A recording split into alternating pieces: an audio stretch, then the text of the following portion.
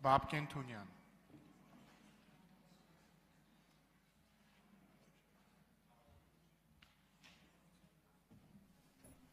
Բարև ձեզ, հարգելի գործընկերներ, ներողություն եմ խնդրում թեմայի չեղվելու համար, բայց մի կարևոր հարց կա, որը քանի շուտ է ուզում եմ ուղղել մեր ընդդիմադիր գործընկերներին։ Երեկ պարզ դարձավ, որ վերջին երևի 30 տարում առաջին անգամ Ադրբեջանի տարածքով ղազախական ցորեն պիտի ներկրվի Հայաստան։ Ես երեկվանից կարդում եմ արձագանքները